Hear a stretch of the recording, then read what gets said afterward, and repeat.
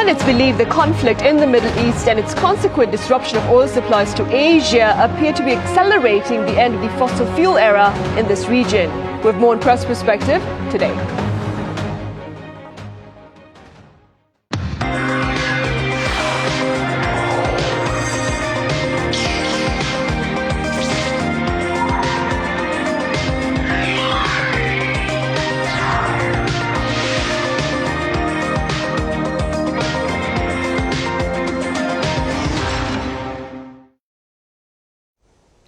Hello and welcome to Press Perspective for this Wednesday, May 13th here in Seoul. I'm Min Sun-hee. The unrest in the Middle East amid the standoff between the US and Iran is reshaping Asia's energy strategy, and South Korea is no exception. For more on this, I have Stephen Borek with Japanese weekly news magazine Nikkei Asia here in the studio. Stephen, welcome back. Thank you. Nice to be here. I also have Professor Yoo Jung-min from Hongik University with us. Professor Yoo, it's lovely to have you here. I'm glad to be here. Lovely. We start with Stephen then. OECD member nations, Stephen, saw their energy prices soaring to their highest levels in about 3 years, I believe, back in March. How high are we speaking about, and what are the immediate implications of these escalating prices? So OECD energy inflation reached 8.1% in March, which was the highest level logged since February of 2023.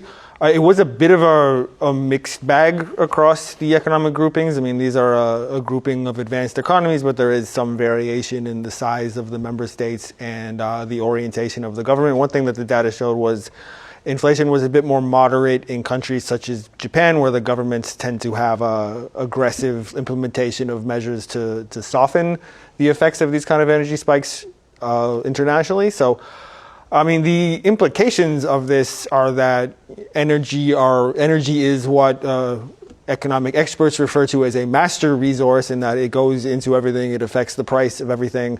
When energy gets more expensive, it creates ripple effects across the economy, and it can really affect consumer-facing things, such as prices at the gas pump, prices of food, and on and on and on. And so, to me, the bigger kind of implication of this is that in recent years, as the cost of living has increased around the world, we've seen cost of living emerge as a political variable in a way that I think it hasn't always been. We've seen it turn elections. The elections in Canada and Australia and any number of other places have really been dominated by cost of living concerns, and incumbent administrations have faced accusations that they have not done enough to maintain affordability. I mean, President Trump himself came into office, riding a kind of wave of popular discontent over the inflation that had been recorded under his predecessor, the Joe Biden administration.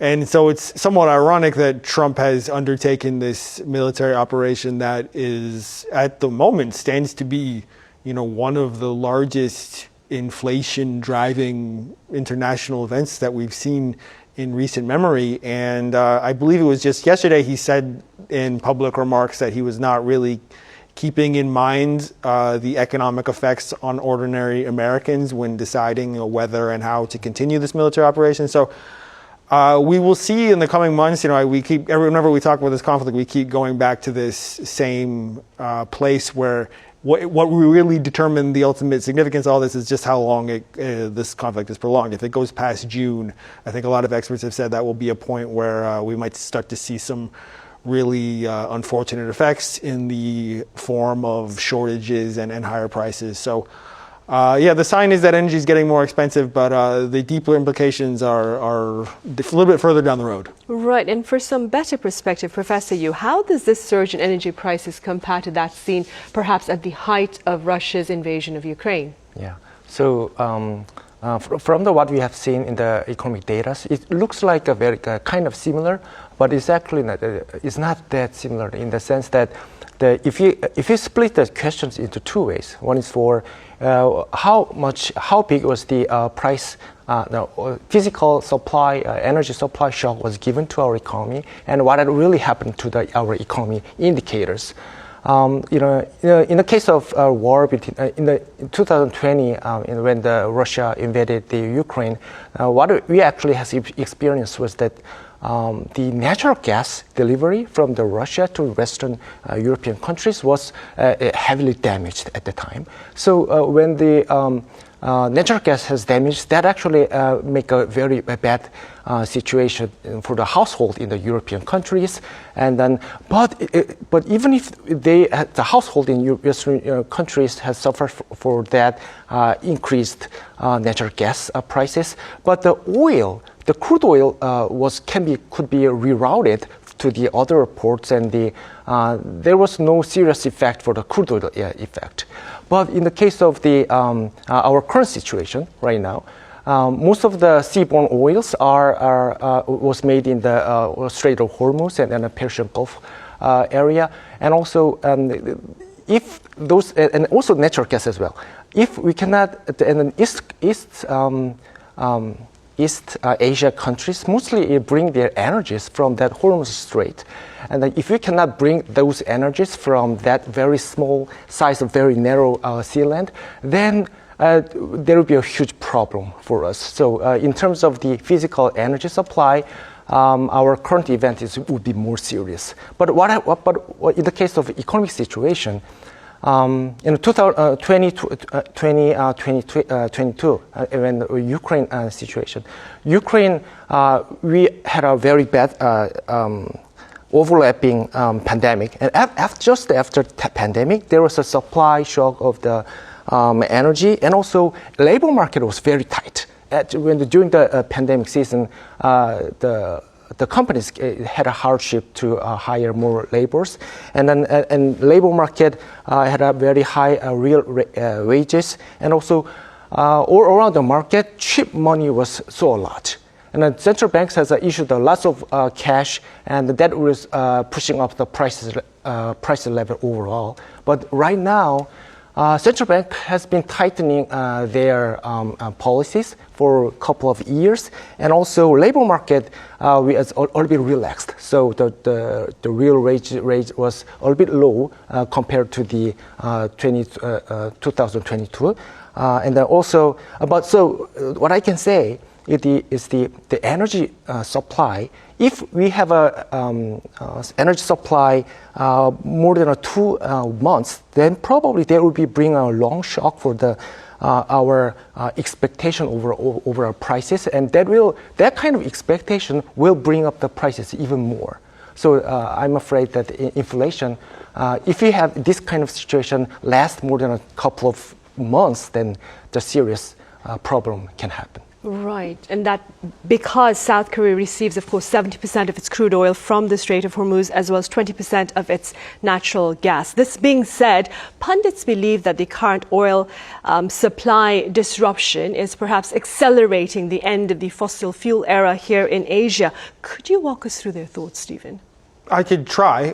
This is ultimately a question for somebody who's a lot better informed than I am, but I can say that since the start of this crisis, this is a theme that has come up a lot, in that this is, since perhaps the oil shock of the 1970s, this is the global event that has really most powerfully underscored the vulnerability of a fossil fuel-based economy. You know, the fact is that there's not a lot of parts of the world that are major oil producers, and you know, if you're going to orient these huge swaths of your economy around fossil fuels, you are going to inevitably be vulnerable to geopolitical shocks. And so the idea, therefore, being that it makes sense to pivot to a model where you are less dependent on fossil fuels. And, you know, there's a kind of, within this question, there's the potential for a kind of democratization in that, you know, sunlight is free and wind is free, and hydro pressure can be free if it's harnessed in the right way. But,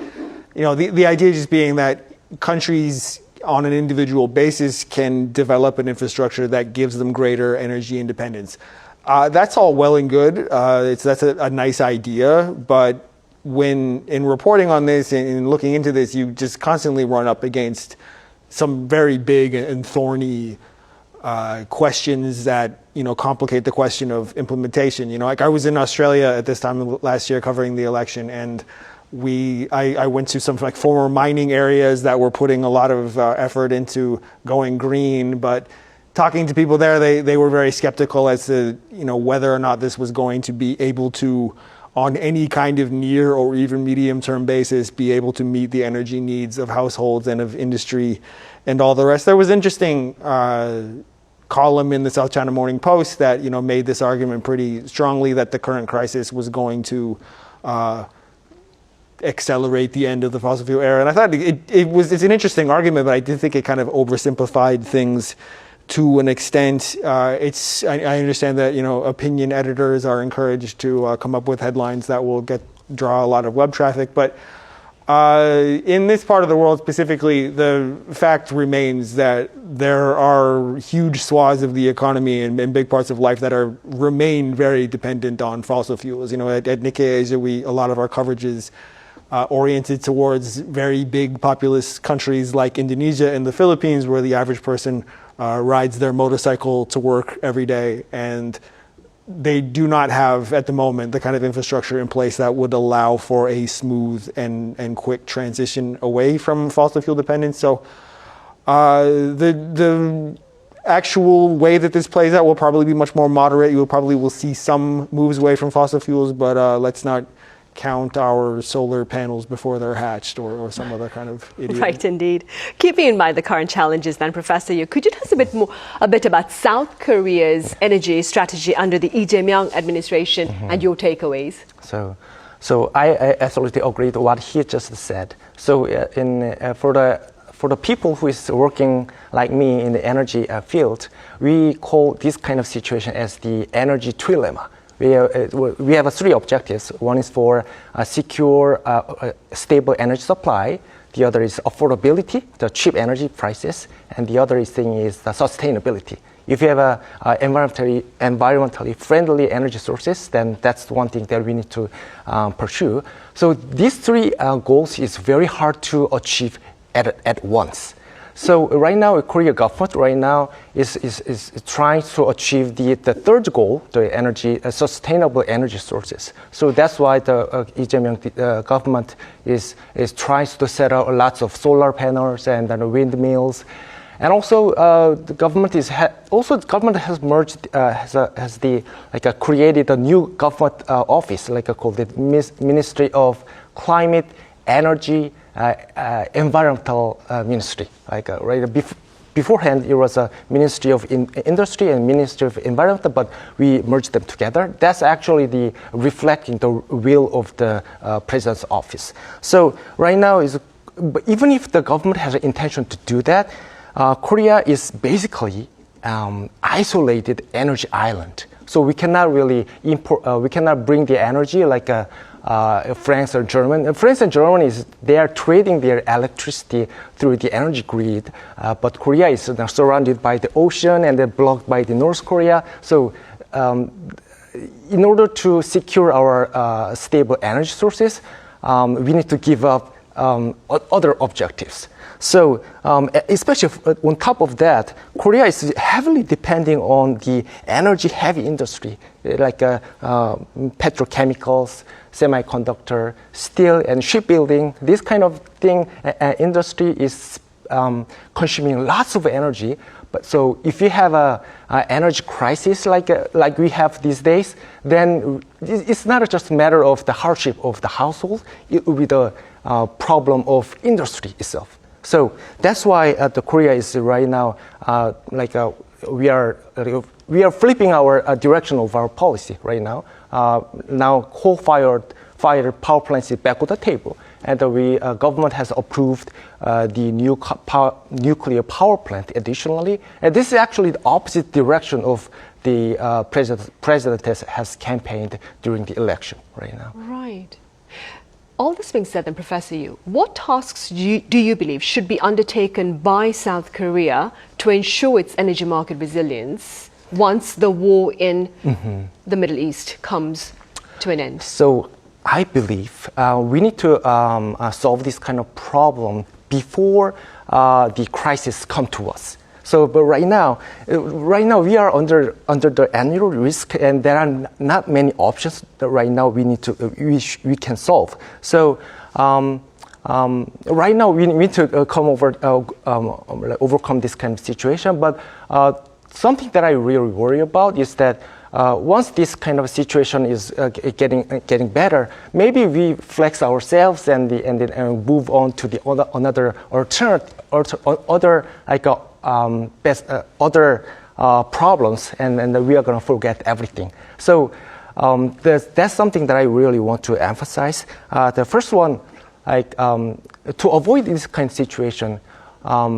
First thing we need to do is we need to diversify our energy sources. That's the first thing. Of course, Middle East Asia countries is selling their product at a very kind of relatively cheaper price compared to the other countries like Canada or United States or Australia or Africa, Russia, I don't know.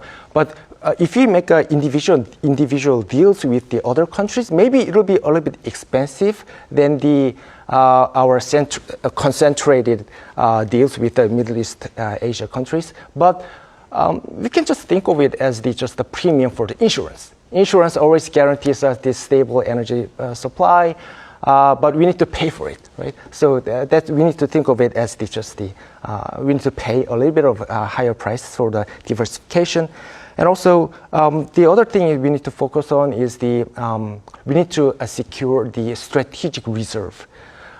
Strategic reserve for the crude oil, I think crude oil would be enough. But especially for the natural gas, I don't really believe that natural gas, we don't have enough reserve for that. Maybe government can step in, but right now private sectors like companies who is playing their role in the petrochemical business, they don't really have a big spot to store their natural gas. And natural gas is actually very important because the natural gas, when we generate our power, the electricity, the nuclear and the renewable would mostly the baseline, but the actual prices for the electricity will be determined by the price of the natural gas. That's why if you don't have natural gas, then we are in danger of the electricity supply as well. Right, So, yeah. I see. Right, we have a bit of time left, Stephen, so I'd like to turn on to something that is relatively a bit more optimistic. Amid the conflict in the Middle East as well as concerns over energy supplies, South Korea recently marked a milestone in Aerospace Park. Could you tell us a bit more about that? Yeah, the step forward was the KF-21 Borame receiving full combat suitability approval for its interceptor configuration.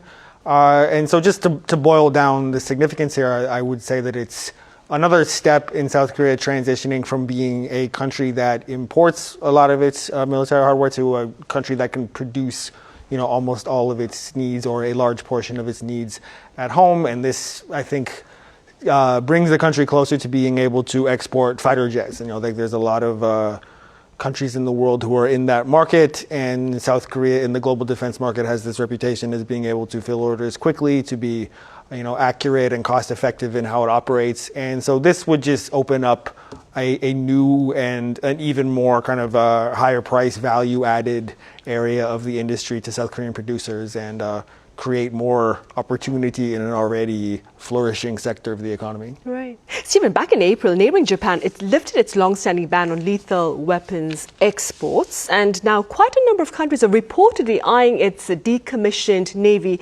destroyers. Could you tell us a bit about that? The first thing I would say is that we don't have confirmed reports about this, that there's a lot of this is still at the level of speculation, but yeah, it was a very significant change in Japanese officialdom to make this move towards being able to export weapons. As we know, Japan has a pacifist constitution, and there's this very long-running kind of cultural and historical aversion to being involved in conflicts overseas. And so the relaxation of this law creates opportunities, and it's the Philippines has been mentioned as one possible country that might want to import some of these decommissioned Japanese frigates. And the reason for that is obvious. The Philippines has a smaller military with a more modest budget, and perhaps does not have the infrastructure needed to develop these types of things on its own. And so it could be a timely and a cost-effective way for them to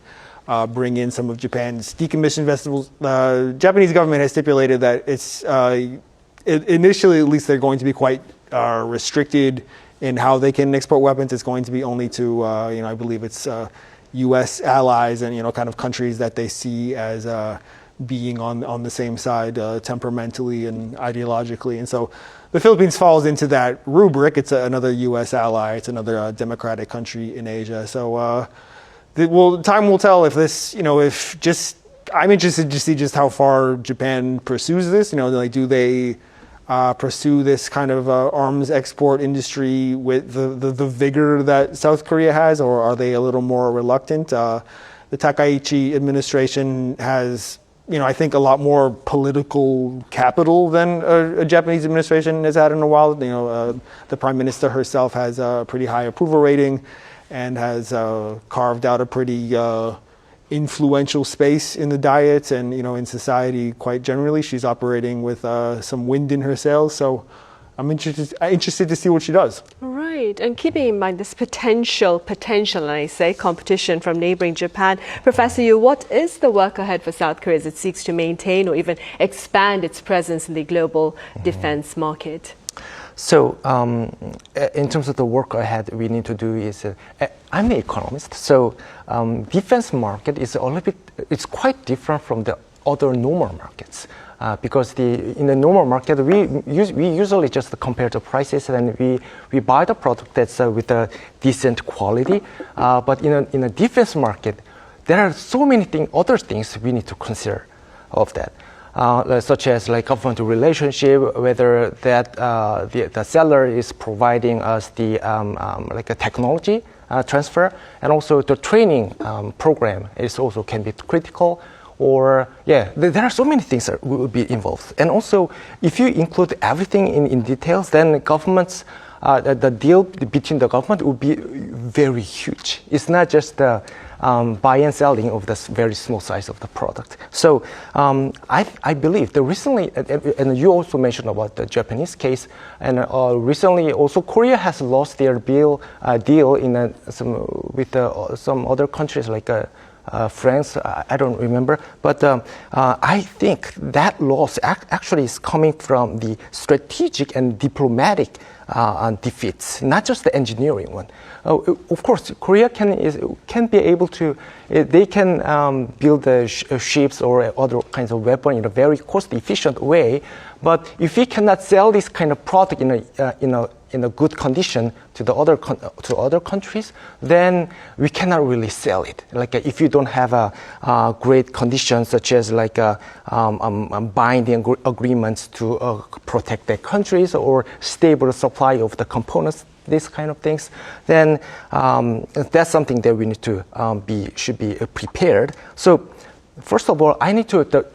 Because your question was about the work ahead, we need to do something. So the first thing that I want to really emphasize is that the coordination of the government, ministries. Right now, Ministry of Defense Acquisition and Ministry of Foreign Affairs and Ministry of Strategy, and also even the government office is now their role is now right now is really mixed, and there is no control tower right now. So all offices tries to get their credit when the deal is made, but they don't really take the responsibility when the deal is screwed up. So that's something that I really emphasize, that who should be in charge for that deal. And also the second thing is we need to be prepare for the how the financing can be made. Like we need to make a low interest rate and the longer duration of the repayment, and also government-backed security is the one thing that we need to